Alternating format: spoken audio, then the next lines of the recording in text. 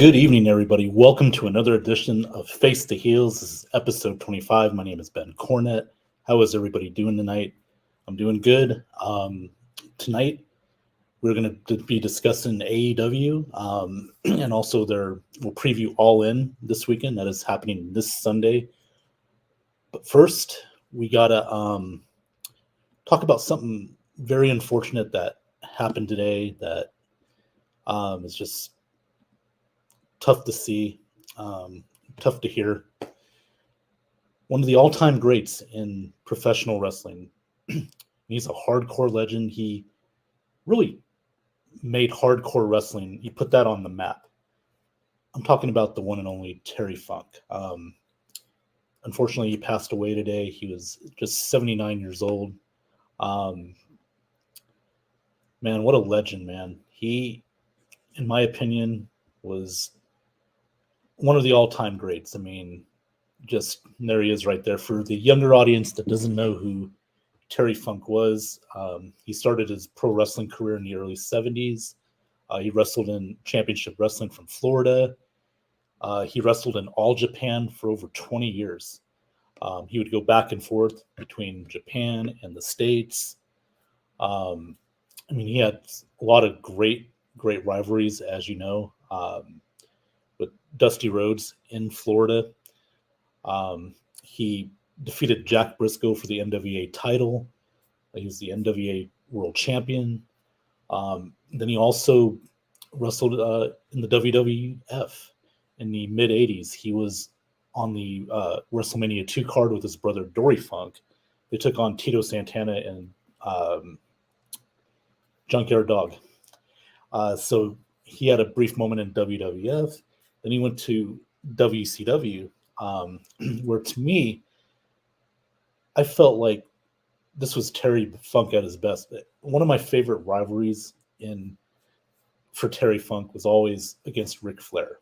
Now, that rivalry started in '89 in Wrestle War in Nashville, Tennessee. It was the third match for the Steamboat and Flair trilogy. Ric Flair ended up winning the world title, and then Terry Funk, who was a guest judge at that show during that match, challenged Ric Flair, and they had a great rivalry in 1989. It was, again, I was like 9 years old when that happened, but I remember it just being so much fun to watch those two go at it. They fought at the Great American Bash. Then they had a match on Clash of the Champions, an I Quit match. And I believe it was November of '89. So that was a lot of fun watching that. Him and Flair just had great chemistry. And yeah, it was, go back and watch it. They'll have it on Peacock. If you're in the United States, it's on Peacock. If you're outside the US, it's WWE Network. It's the Clash of the Champions in '89. I forget, I think it was like Tri-State Rumble or something like that. I forget the name of it, but it was an I Quit match. It was probably one of my favorite matches of all time, especially as a little kid growing up watching that. So yeah, check that out if you get a chance. And also, Terry Funk wrestled in ECW, and he kind of really helped launch ECW to the mainstream. If you think about it, he was a big name that came in, and he put over a lot of the wrestlers, the young wrestlers that were there, and that was mainly his job, to put those young guys over, like Raven, Tommy Dreamer, etc., all those guys. And he wrestled on the very first ECW pay-per-view, which was Barely Legal, in 1997. He ended up winning the triple threat match for the ECW world title against Raven and Steven Richards. And that was a very good match. If you get a chance to watch Barely Legal, it's on Peacock. I know that sounds like a porn reference when I say Barely Legal, Peacock. No, it's ECW Barely Legal. That was the name of the pay-per-view. And ECW was the name of the company, Extreme Championship Wrestling. Just for clarification. That way you don't think I'm talking about something else. But anyway, yeah, check that out. That was a great match. Terry Funk did a lot for the wrestling business, especially later in his career. This guy was wrestling in his 50s. In his 50s. Like, he just loved the pro wrestling business. His blood, sweat, and tears. And he was hardcore. He wrestled those kind of matches. He wrestled against Mick Foley, Cactus Jack. Um, he They had these death matches in all Japan, with thumbtacks, with chairs, barbed wire, with fire. I I mean, he was just extreme, as extreme can be. And again, you can watch the All Japan stuff on YouTube. Um, I recommend it. It's great stuff. But you know, other than the hardcore wrestling stuff, all that stuff with the violence and everything, Terry Funk knew how to tell a story in the ring too. It wasn't just putting choking out somebody with barbed wire or you know throwing them on fire. He told a story. Like he did with Flair and Ric Flair in '89. Um, they told a great story there about who the best wrestler was. So Terry just did it all, and he's certainly going to be missed. He's a WWE Hall of Famer, and I believe he's an NWA or Pro Wrestling Hall of Famer as well in the Pro Wrestling Hall of Fame down in Iowa. So, yeah, he's definitely going to be missed, and rest in peace, Terry. You're one of the greatest of all time, and it was a joy watching you growing up. And for any of the younger generation out there, I recommend you go on YouTube or Peacock, WWE Network, watch some of his stuff because it was very good. He was just such a great character, great storyteller, and you could just see that through him. How much he loved the wrestling business, and a lot of wrestlers have the highest respect for him. Guys in ECW, WWE, WCW. I mean, past and present. Like Bully Ray is doing the Busted Open radio show where he's going to dedicate the whole episode to Terry Funk, which is really cool. He wrestled with him in ECW. Mick Foley is one of his best friends in the business, just a lifelong friend, and just the respect that those guys had for each other. And so, yeah, this is unfortunately he's no longer with us, but his memory will always stay alive. Guys like Eddie Kingston loved Terry Funk. So he did a lot for this business, and he deserves to be really in anybody's top 10 of all time. He was that good. He was that special. And I'll say it one more time for the younger generation, go watch him. Go watch on YouTube, Peacock, WWE Network, anywhere you can find footage of Terry Funk in the 70s, the 80s, the 90s. Check it out because he was definitely a very unique character, and he will definitely be missed. So rest in peace, Terry. And let's segue to the next topic here. We're going to talk about AEW.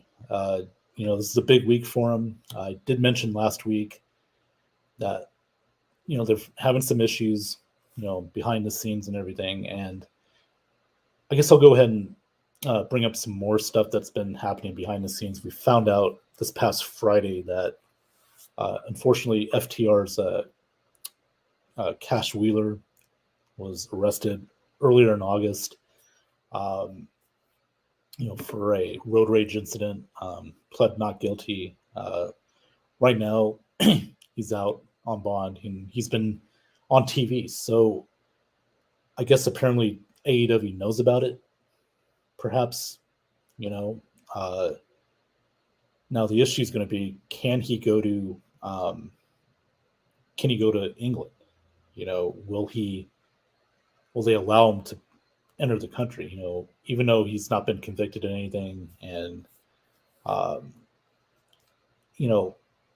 the laws are a little different in Europe and Canada with letting somebody in that's had an incident of late, so it'll be interesting to see what happens there. But from what we're seeing tonight on Dynamite and um, this past couple weeks, I'm assuming he's going to have the okay to go. So because if he's not on the show, he's a major part of the show because he's him and Dax Harwood going to defend the AEW tag team titles against the Young Bucks. So it's a huge match, probably one of the best matches on the card, and it would be a shame if Cash Wheeler's not on the show.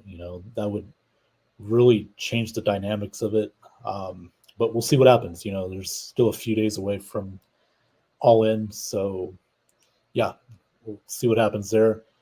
We got matches announced tonight as well, and we've had matches announced for the past couple weeks now. We all know that the world title is going to be on the line. MJF, the AEW World Champion, going up against Adam Cole. But before that, they're going to be on the pre-show, wrestling for the ROH World Tag Team titles against Aussie Open. They're the current Ring of Honor Tag Team Champions. I heard people say, why are they doing that? But there could be a story behind it. We could see like a turn either by MJF or Adam Cole, something of that nature. That's what I'm predicting. So that's probably why they're going to add on to the story. And then they'll have their match during the main event of AEW All In. So it should be a pretty unique night for both these guys because they're going to be wrestling two matches. So we'll see how that goes. I guess maybe from an optics standpoint, why would you want to have MJF and Cole wrestle as a tag team on a pre-show? When they're going to be wrestling the main event. I don't know if I would have done it, from a creative standpoint, but from what I'm gathering on this, it's probably going to be a story leading up to that. So I don't know. We'll see what happens there. We'll just stay tuned and find out. I am going to watch it. I'm going to order it. So just mainly because it's going to be in Wembley Stadium. It's in London. It's their first time in London, AEW. So, and with the recent problems that have been going on with AEW, I feel like this show, they really need to hit a home run here, both creatively and from a locker room standpoint, from a moral standpoint. The locker room really needs a boost. They really do, especially with all this stuff going on backstage with, the Cash Wheeler thing, CM Punk sending, wrestlers and producers home. They're not allowed to be on his show, so to speak, from what we're hearing. So from a morale standpoint, AEW really needs a good show, especially this one when you're in front of 80,000 fans. I guess they already got over 90,000 pay-per-view pre-buys or pre-sales for the pay-per-view. So that's really good. So this is a very big show, and I really hope that they can hit a home run with this. Especially for their morale. This has been a very trying few months for Tony Khan, dealing with all the backstage stuff and I get it, they already sold the 80,000, there wasn't a big buildup for this show with matches until the last few weeks. But the card looks interesting. Again, MJF, Adam Cole for the world title. FTR against the Young Bucks for the AEW World Tag Team titles. Kenny Omega, Kota Ibushi, and Hangman Page against who they're going to go against Don Callis's Japanese wrestler. I'm going to butcher the name, but you know what I'm talking about. There, and a couple other guys. I forget who it is. I apologize for that. Again, just a lot of matches being thrown in there. In fact, I'm going to go over the AEW All In card. So let me, because again, I'm not very good with pronouncing Japanese names. So let me get that here. Okay, so it's Kenny Omega, Hangman Adam Page, and Kota Ibushi going up against Jay White, Juice Robinson, and Kosuke Takeshita. Takeshita? Did I say that right? Hope I did. So that should be a very good, interesting match.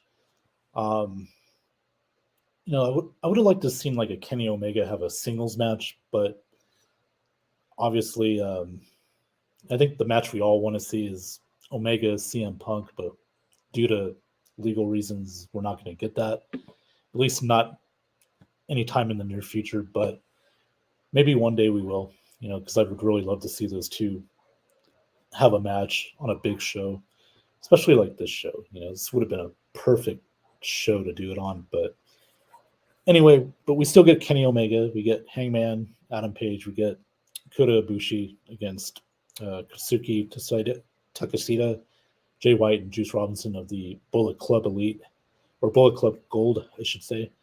Then also we had the contract signing tonight of Chris Jericho against Will Ospreay. That's going to be a huge match. Will Ospreay is from England, so this is a homecoming match for him. Should be good. And also we got the women's world title match for AEW. The champion Hikaru Shida. She's going to go up against Saraya from England, as you know, Paige from WWE, Tony Storm, and Dr. Britt Baker, DMD. Should be an interesting match. Not the biggest fan of 3-ways or 4-ways from a wrestling standpoint, but it is what it is, and hopefully the women can put on a very good match. I would like to see more done with the women's division in AEW, but this is what we're going to get. So, yeah. We also got the Stadium Stampede match. Now, real quick, we just got news this week that one half of the Lucha Brothers, Rey Fenix, will not be able to make the trip due to visa issues, unfortunately. So they did a spot tonight where he got beat up and got sent to the hospital. It's a way to write him out of the storyline so they can explain the reason why he's not going. So he will not be on the show. He will not be competing in the Stadium Stampede match. It's the Blackpool Combat Club, which is Moxley, Claudio Castagnoli, Wheeler Yuta, and then they're going to have 3 partners to be announced.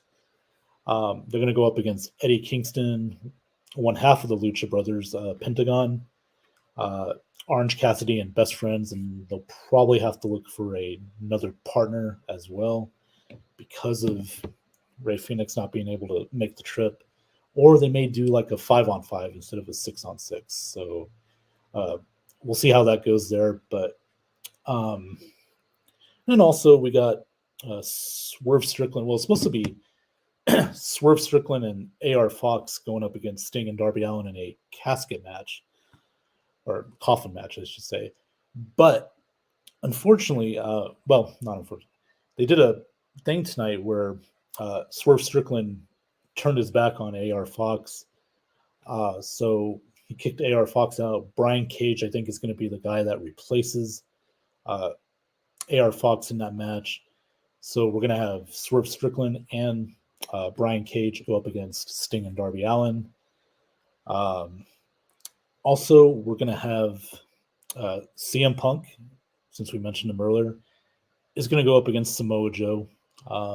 That should be a very, very good match.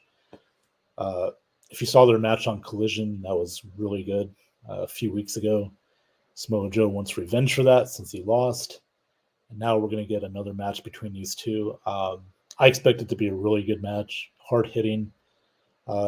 This goes back all the way to their Ring of Honor days, and this should be no exception. I think this would be a very good match. Good a good match for a show like this because Samoa Joe's just well respected around the world. Same with CM Punk, so it's going to be unique. The audience being divided, perhaps it should be a very interesting show, interesting match, and yeah, so that's the card pretty much. Usually AEW pay-per-views go about 4 hours. So looking at these matches, MJF and Adam Cole, since it's a world title match, they're definitely going to get a lot of time. I expect about a 20 to 30 minute type of match. Same thing with FTR and the Young Bucks. That match will probably be about 20, 30 minutes long. They're going to make it really good. The 4-way for the women's title, I'm sure we'll go a good 10, 15 minutes there. Omega, Adam Page, Kota Ibushi against Konosuke Takeshita, Jay White, and Juice Robinson of Bullet Club Gold. Should be pretty good as well. That might be a 10, 15-minute match.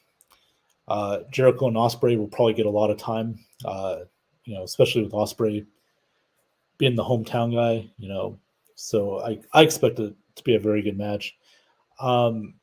That should probably go about 20 minutes. And also the Stadium Stampede match with Blackpool Combat Club and 2 or 3 partners of their own of their choosing going up against Best Friends, Orange Cassidy, Eddie Kingston, and one of the Lucha Brothers. As I mentioned earlier, Rey Fenix will not make the trip because of visa issues, according to Fightful Select and Wrestling Inc.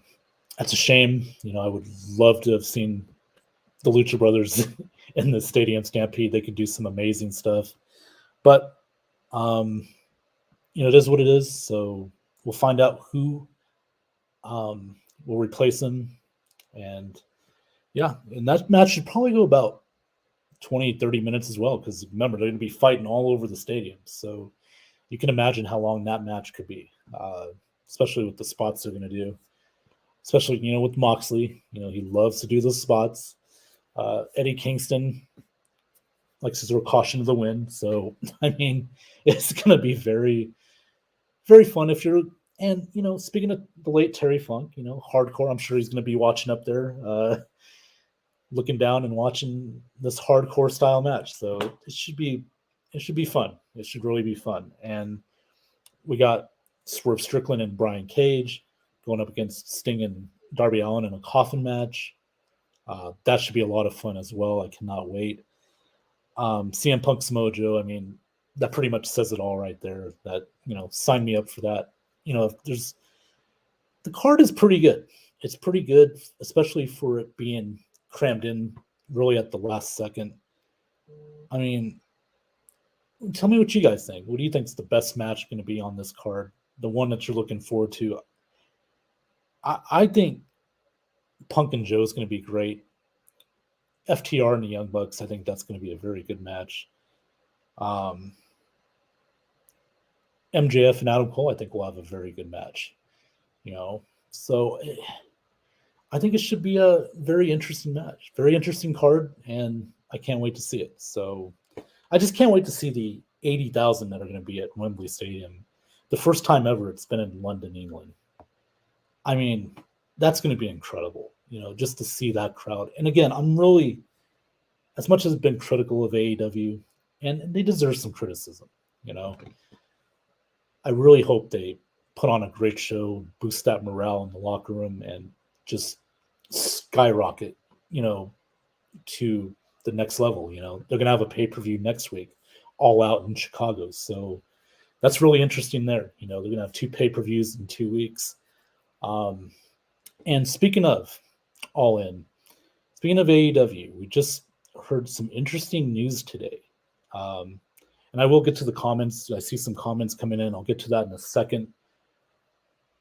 We had heard reports that Edge, Adam Copeland, we all know that last Friday night on SmackDown, he had his match with Sheamus. It's supposed to be his last match under his current contract with WWE.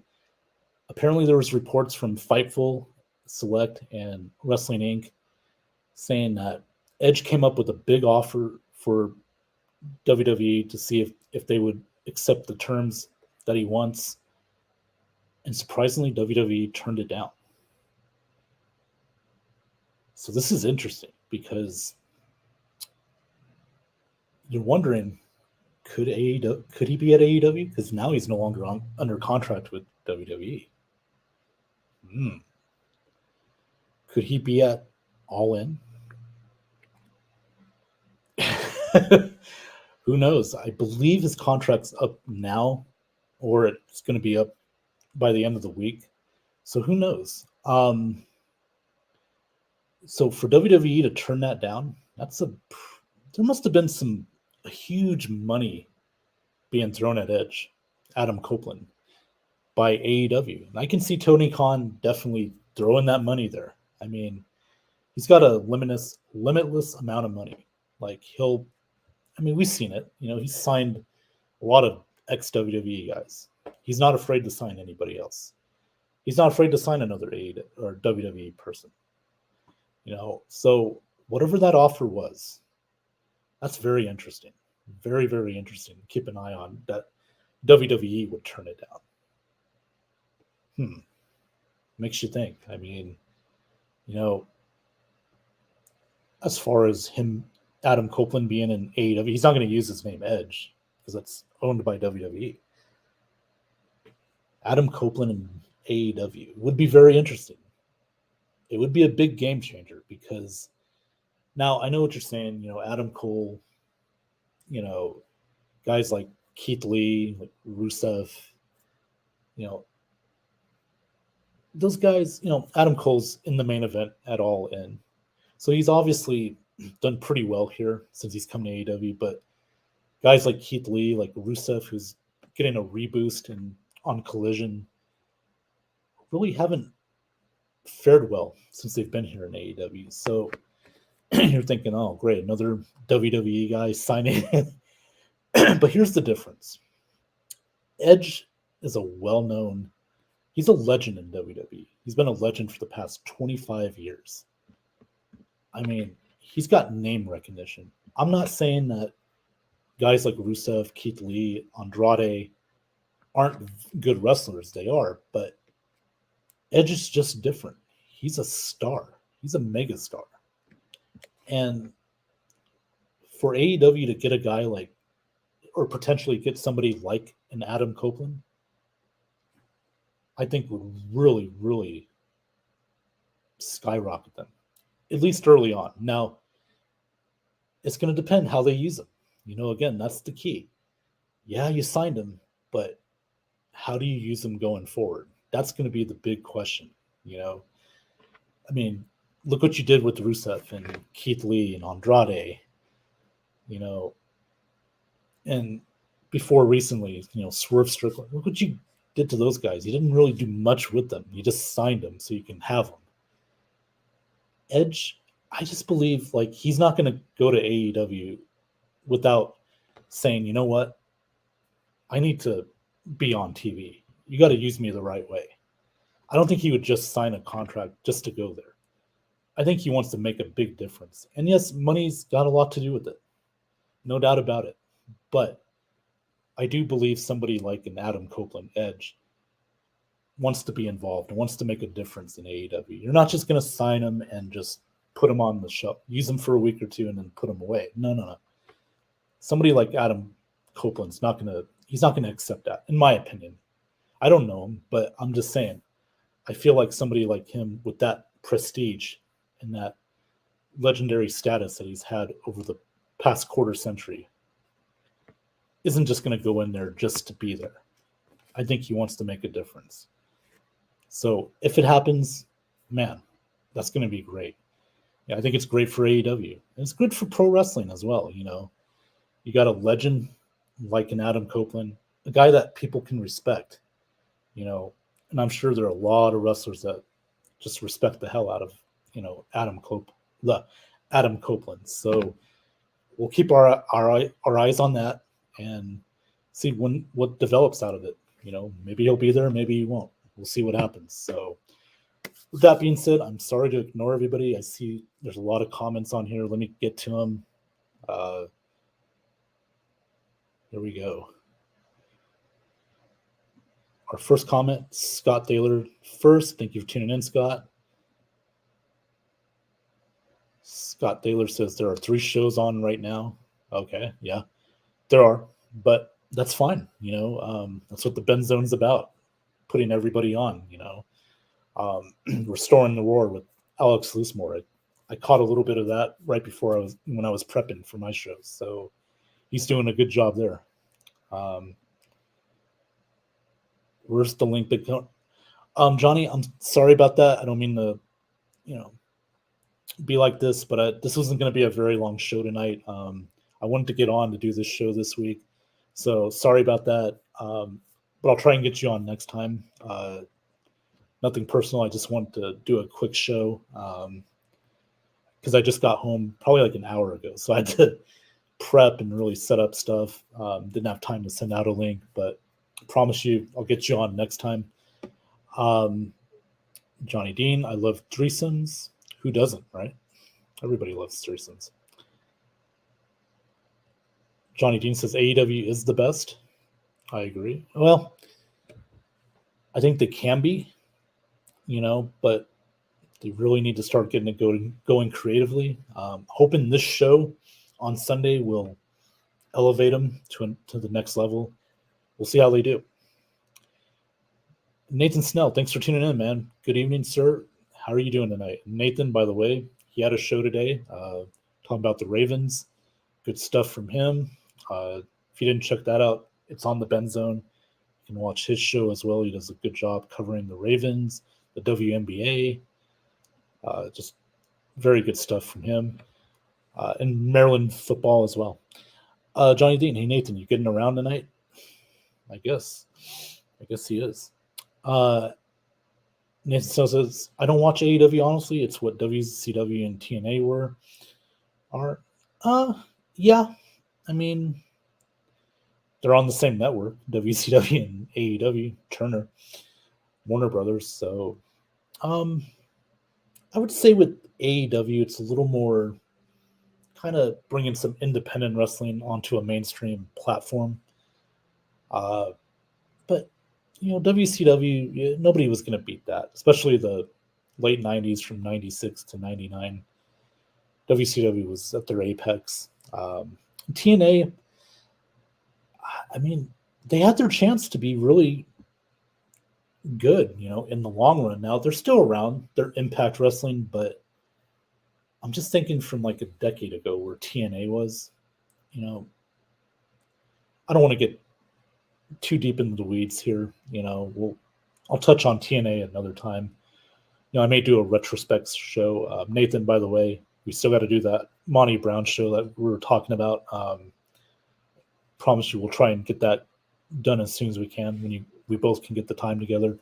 But I may do a TNA retrospect show one of these days. What could have been? Over a decade ago, they were traveling on the road. They were number 2, but they were respectable. And then I don't know, they just didn't want to spend money, putting their product out, going on the road each week. I know it costs a lot of money to do that, but the one thing Tony Khan, I got to give him credit for, is he's willing to spend the money to put out the best product. I may not always agree with his creative mindset or what he puts from a product standpoint, but this is where I give him credit. He is willing to spend the money. So, and in TNA, when they had Dixie Carter, she wouldn't do that so much. So it is what it is. But yeah, but one day we'll try and do a retrospect show on TNA. Let's see.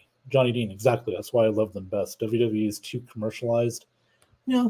Well, I mean, they're a publicly traded company too, Johnny. That's what WWE is. They've been that way since 1999. So, that's fine. There's nothing wrong. Some fans like AEW over WWE. That's cool. Some fans like WWE over AEW. Just what you like. It's like I like Coke. Some people like Pepsi. It is what it is. So, yeah, but it's okay. It's okay. AEW is good too. I think there's stuff they can work on creatively, but other than that, I'll still watch. And like WWE, they got to work. There's some stuff they can do better with, but I'll still watch. So, Johnny Dean, all of them will be good. Yeah, should be a fun show. For All In, Johnny Dean edge to AEW like the NWO to WCW. I don't know. I don't think they'll go that route, but I don't think you really need to do a group thing with Adam Copeland. Like just him being there will really give the company a boost and should be some fresh matches. I mean, he is 50 years old, but if he says he can still go, at his age, he could still do it. And if he does come to AEW, you got to treat Adam like a special attraction. He's not going to wrestle full time. Treat him like a special attraction. He doesn't have to be on there every week, but use him sparingly so that way he is a big deal. That's what you want to do with somebody like Edge, Adam Copeland, especially at this point of his career. Where it's kind of winding down a little bit. So that's what I would do if I'm AEW. Make him a special attraction, use him sparingly, make his appearances special and mean something, and to help the other person, whoever he wrestles, to get them over. That's the goal.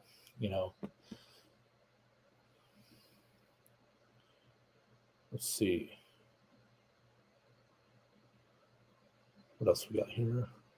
Who would go with Edge? Oh, maybe you're talking about the NWO type angle. I don't know. Whoever's contract is up with WWE or something. I'm not sure. And this sounds an awful lot like a script. Okay. Sean Spencer, what's up, Ben Cornett? Hey, Sean, how you doing tonight? Appreciate you coming on. Yeah, Sean Spencer, he got done with him and Will Kramer at their Washington Commanders show tonight. Good show, by the way. You guys did a good job. Caught bits and pieces of it on the way home from work. And Johnny Dean, I hate Pepsi.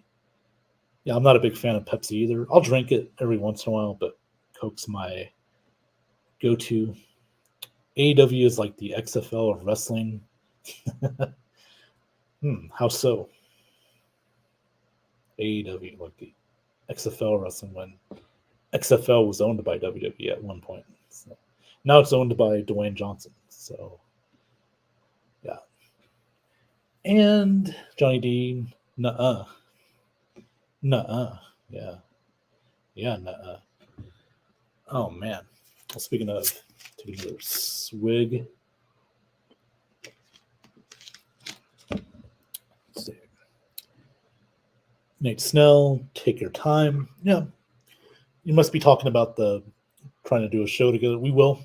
We'll get it together. So I want to talk about TNA, Monty Brown, football player, Buffalo Bills, played back in the day. Won't go too deep into it, but, came into TNA in 2002. I really thought he would have a good run. I don't know what happened. Maybe it was the booking.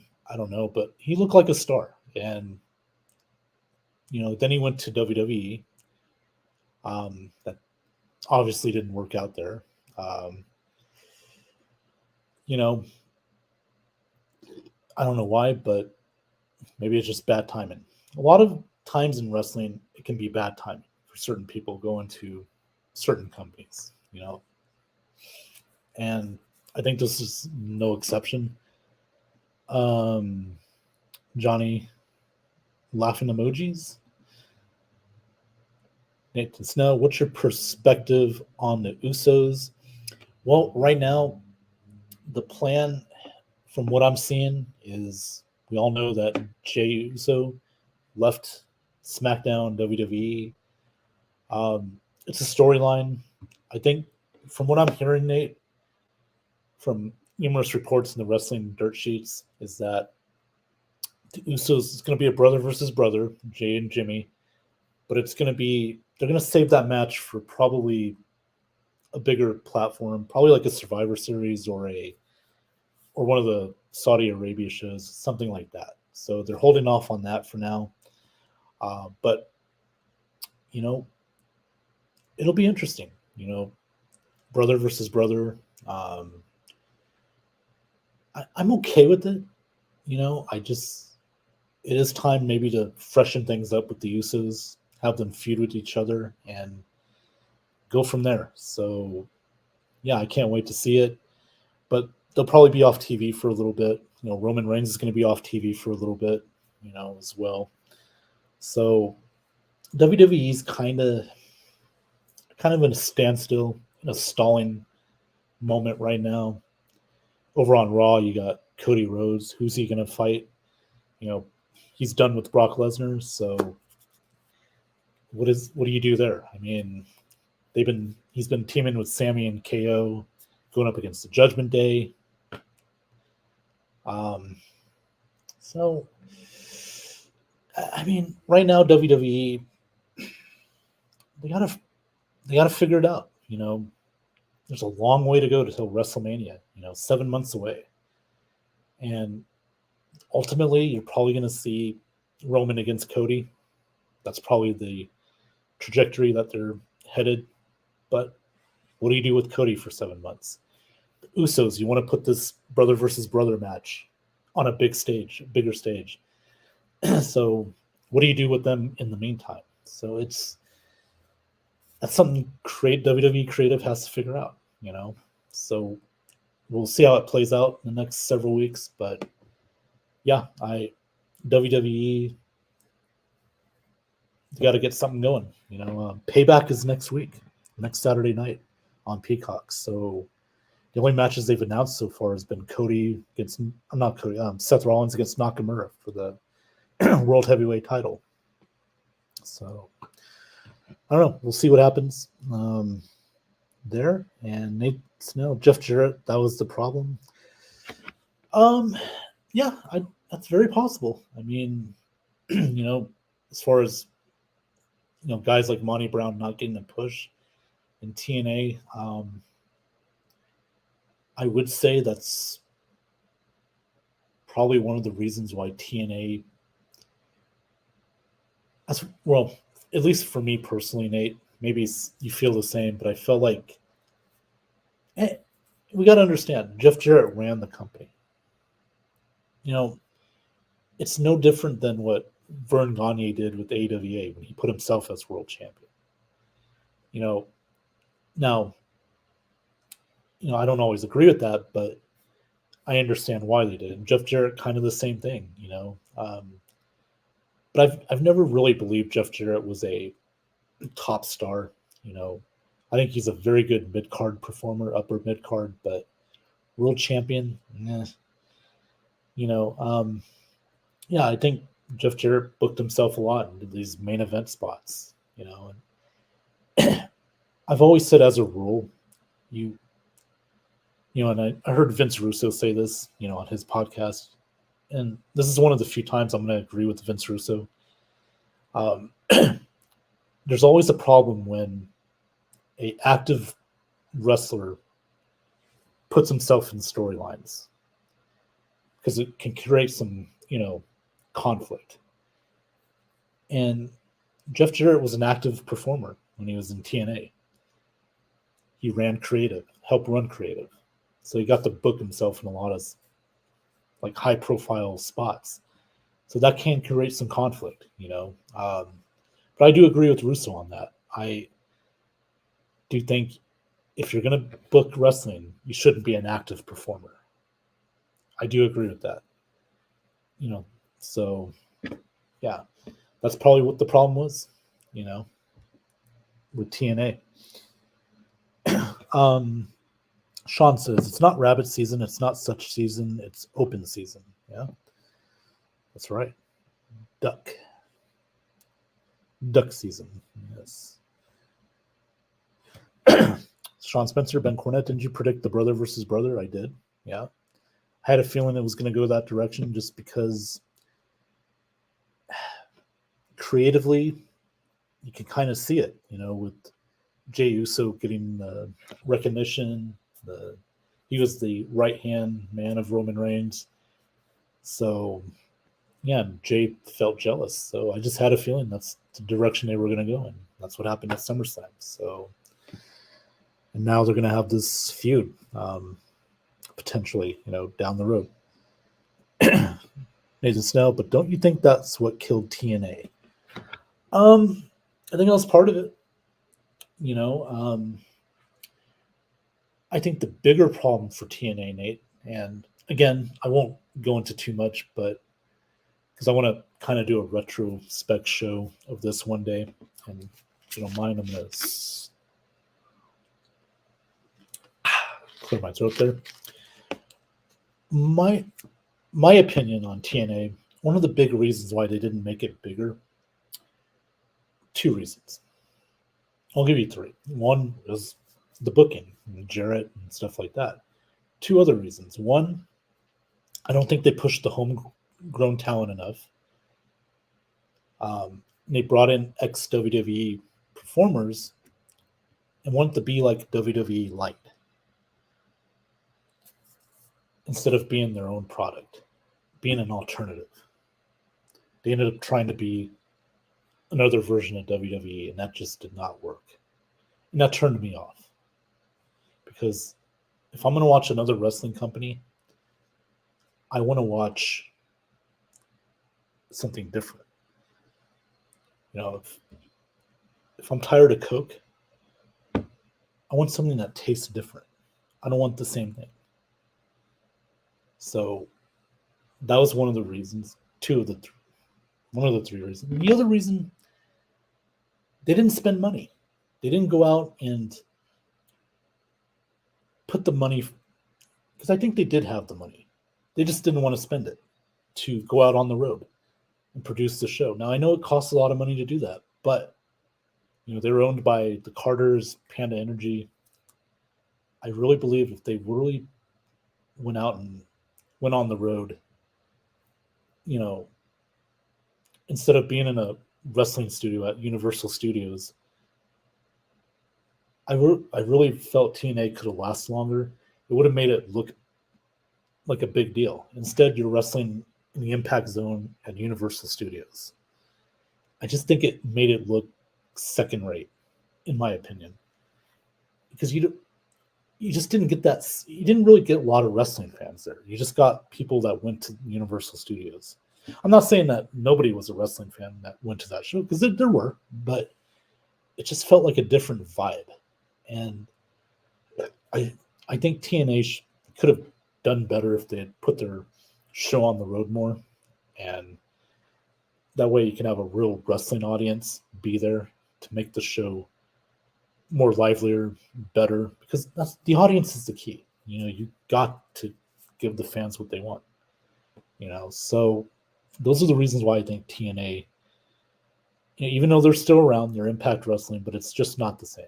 And I think TNA could have made it bigger if they wanted to, but they just didn't. So it's disappointing in a way, but it is what it is. So now we got AEW. So hopefully they can make their product better and give us an alternative to WWE. Not the same thing as WWE, but an alternative. And Nathan says, paying WWE stars that were mid-card wrestling stars somewhere else. Yeah. And, look, Tony Khan's got the money. He'll do it. And I don't think that's always a good idea, but I get it. He wants to, because I think he sees name recognition and he wants to bring that over to AEW. But at the same time, you got to use these guys. You can't just, like a Miro or a Keith Lee. Yeah, it's great to get them, but use them. Use them for what you're paying them. Get your money's worth out of it, and not just bring them in because, oh yeah, hey, I got Miro, I got Keith Lee, I got Andrade, I got Swerve Strickland, I got all these guys. Like, yeah, that's fine, but use them. Don't just bring it in and brag about it and say, hey, look at the shiny new toys that I got. So that's all. Well, with that being said, ladies and gentlemen, this has been quite an episode. I think we hope I didn't butcher the show tonight. I kind of rushed it a little bit. I apologize for that. But I went over the card, AEW. Hopefully, like I said, they put on a great show this weekend for All In. I can't wait to see it. And yeah, this has been a fun episode.